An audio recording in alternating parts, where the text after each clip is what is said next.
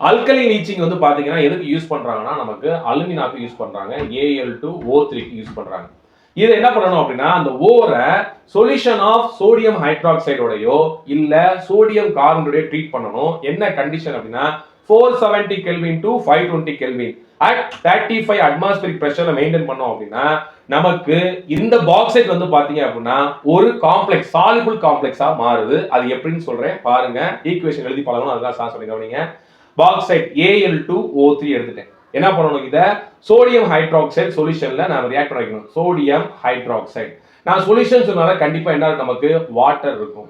இதோ ரியாக்ட் ஆகி எனக்கு தரக்கூடிய காம்ப்ளெக்ஸ் வந்து என்னன்னா சோடியம் மெட்டா அலுமினேட் Na என்ன வருது அப்படின்னா AlOH4. இதுதான் வந்து பாத்தீங்க அப்படின்னா சோடியம் மெட்டா அலுமினேட். நேம் நல்லா வச்சுக்கோங்க, சோடியம் மெட்டா அலுமினேட்.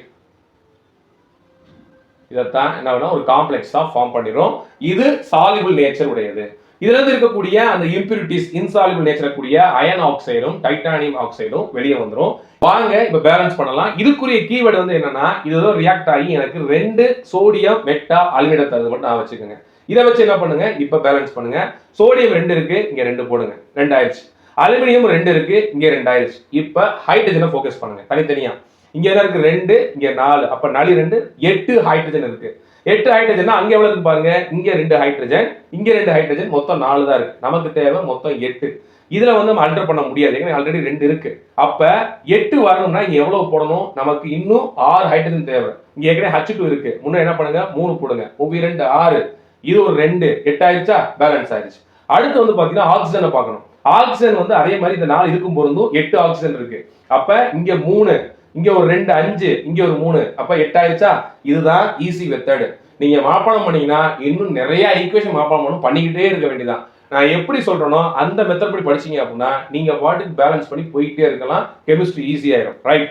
இப்போ வந்து என்ன சார் பண்ணணும் இத அப்படின்னா எனக்கு கிடைச்ச இந்த சாலிபிள் சோடியம் மெட்டா அலுமினேட்டை கொண்டு போய் என்ன பண்ண போறேன் அப்படின்னா இதை கூல் பண்ணணும். கூல் பண்ணி டைலூட் பண்ணதுக்கு அப்புறம் இதை நியூட்ரலைஸ் பண்ண போறேன். எதோட அப்படின்னா கார்பன் டை ஆக்சைடோட. இங்க 2 இருக்கா, எழுதிக்கிறேன். 2NaAlOH4 ரைட் பிளஸ் மறுபடியும் 2 போடுங்க. 2 கார்பன் டை ஆக்சைடு ரியாக்ட் பண்ணேன் அப்படின்னா எனக்கு என்ன கிடைக்குதுன்னா ஹைட்ரேட்டட் அலுமினா அப்படின்னு சொல்லக்கூடிய Al2O3.3H2O கிடைக்குது. அதோட சேர்த்து சோடியம் பைகார்பனேட்டும் கிடைக்குது. நல்லா தெரிஞ்சுக்கிட்டீங்களா? இப்ப பேலன்ஸ் பண்ணணும். வாங்க பண்ணலாம். இங்க 2 சோடியம் இருக்கா, இங்க 2 போடுங்க. முடிஞ்சு போச்சு. அலுமினியம் எத்தனை இருக்கு 2. மிச்சம் நீங்க டேலி பண்ணி பாத்துக்கலாம். 2 கார்பன் 2. ஆக்சிஜன் எத்தனை இருக்கு பாருங்க. இங்க 4 2 8, இங்க ஒரு 4 12. அப்ப கவனிங்க 3, இங்க ஒரு 3 6, அடுத்து இங்க ஒரு 6 6 12. சரியா போச்சா? ஹைட்ரஜன் பாருங்க 4 2 8 ஹைட்ரஜன் இருக்கு. அதே மாதிரி இங்க வாங்க, இங்க ஒரு 6, இங்க ஒரு 2, மொத்தத்துல இருக்கு 8 ஆகி போச்சு. இது எப்படி நான் சால்வ் செய்யறேன்னா பிராக்டிஸ் தான். நீங்களும் பிராக்டிஸ் பண்ணா ஈஸியா முடிஞ்சிடும். நமக்கு கிடைச்ச இந்த ஹைட்ரேட்டட் அலுமினியாவை கொண்டு போய் நம்ம என்ன பண்ண போறோம் அப்படின்னா 1670 கெல்வின்ல ஹீட் பண்ணோம்னா நமக்கு பியூர் அலுமினா கிடைக்கும். சரிங்களா? இதுதான் அல்கலி லீச்சிங் அப்படின்னு சொல்லக்கூடியது.